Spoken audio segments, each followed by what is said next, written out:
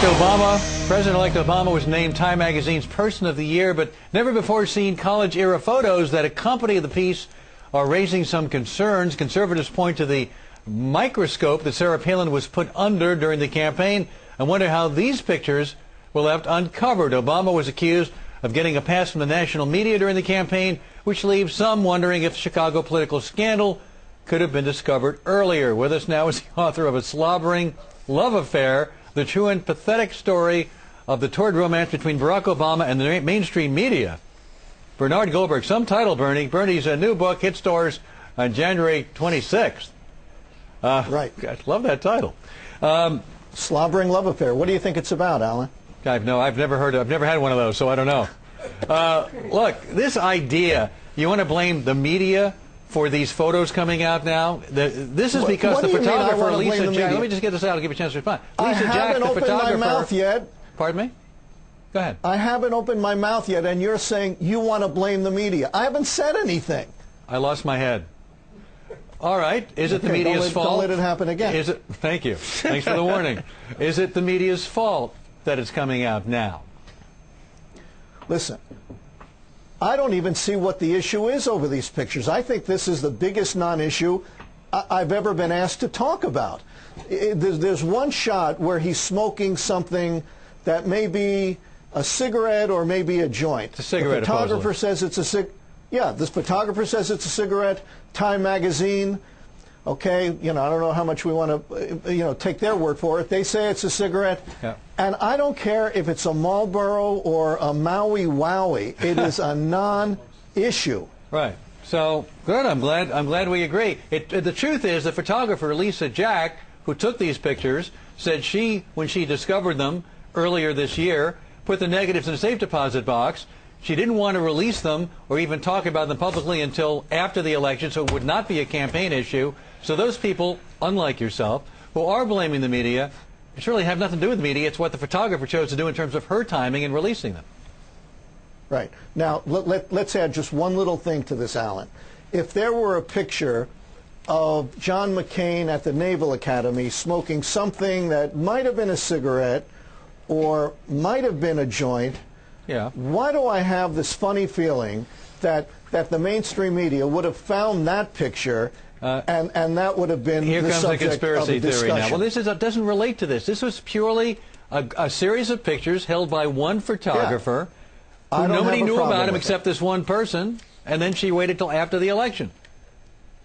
I don't have a problem with it. Bernie, look, for me it's the principle. I'll tell you why I think it's important, but I don't think it's the defining issue. I think it's important because it's just the principle. I know, you know, Alan probably doesn't get it, that if it was a negative picture of John McCain, or let's say a picture that's not flattering, we would have seen it. And I think that, but this is only one, there's one small piece of the puzzle.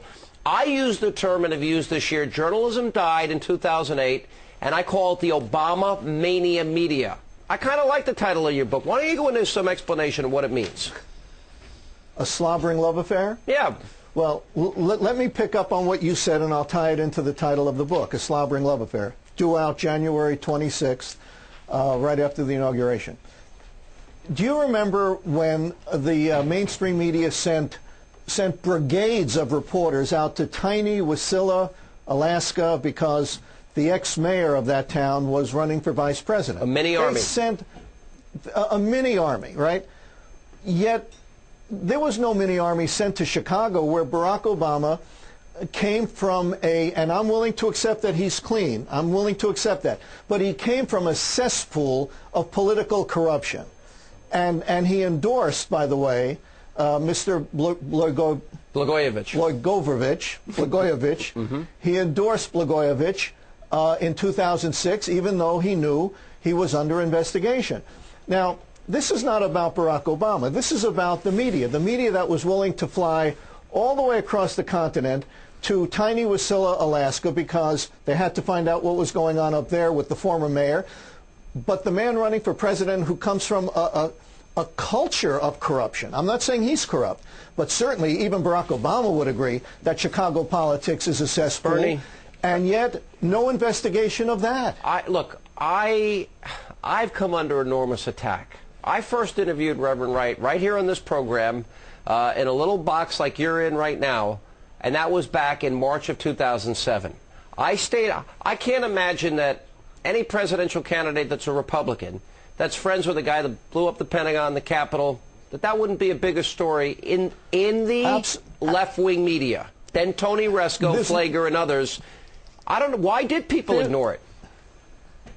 That's why I call the book a slobbering love affair, because they were madly in love with him. Listen, if John McCain had an association, however flimsy, with a man who blew up a black church or an abortion clinic instead of the Pentagon or a police station in New York or the Capitol, he set bombs in the abortion clinic or the black church.